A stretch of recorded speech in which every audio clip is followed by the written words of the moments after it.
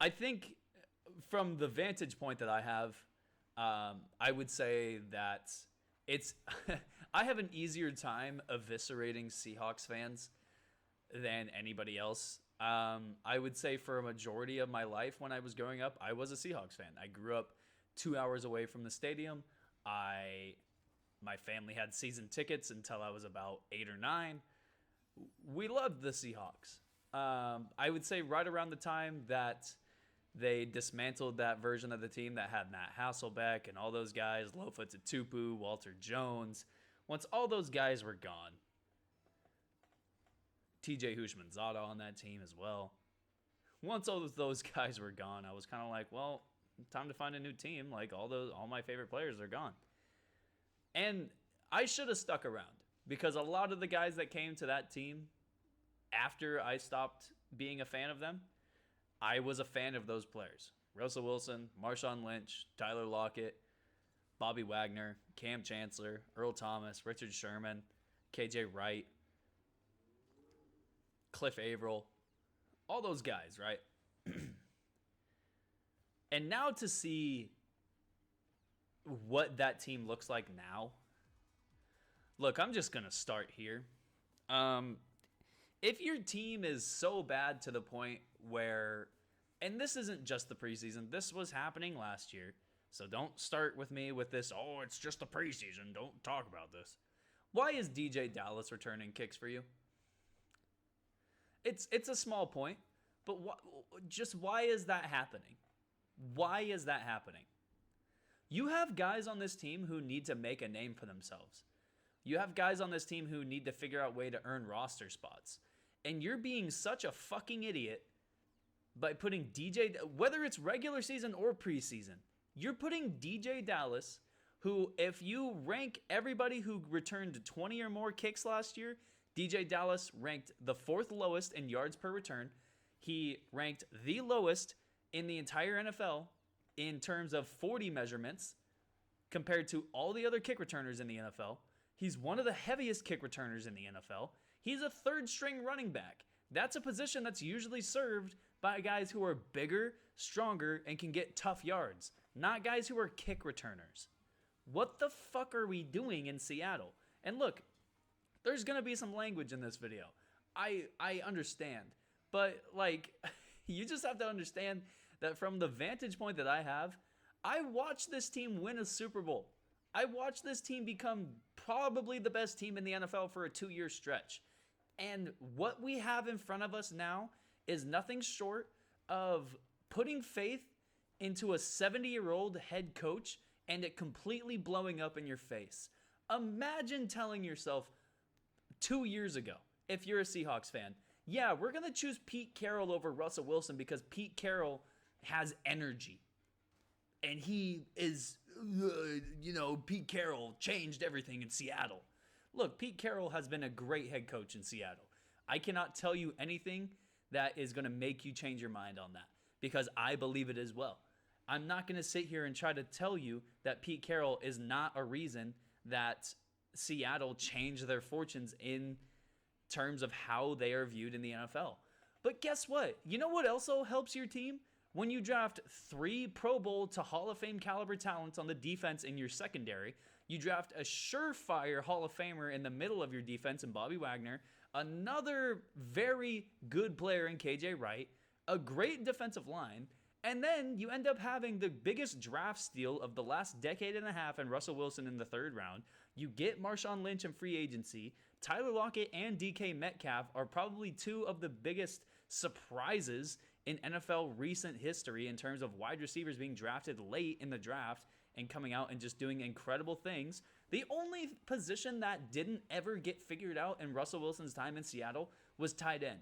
They had moments where they had a great offensive line. They had moments where they had a great running back. They had moments where they had a great receiving core, a great defense. Like, Pete Carroll is not the reason that you should just be like, oh, you know what? Man, gosh. You know what, Russell Wilson? We beat the Denver Broncos 43-8 in the Super Bowl. And, we had a really good chance to win that 2nd Super Bowl. And, we really get lucky because the fans blame you for throwing the pass when we called the play. We called the fucking play, but guess what? It's your fault because you threw the pass. You did what we told you to do.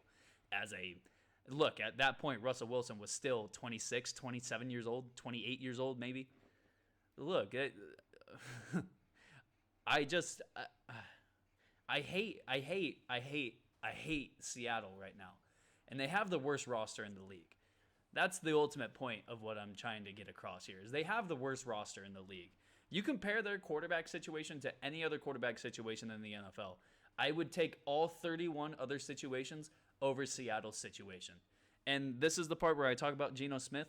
Do you understand how fucking stupid it is to say that Geno Smith is going to be your week 1 starter in the regular season this year? And do you understand how fucking stupid it is how they're handling the situation in the preseason?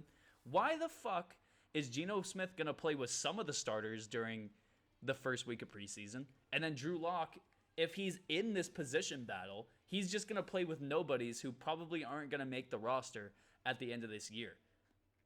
And then even if you start Drew Lock, that's not a fair, they're not doing this right. They're doing this so terribly.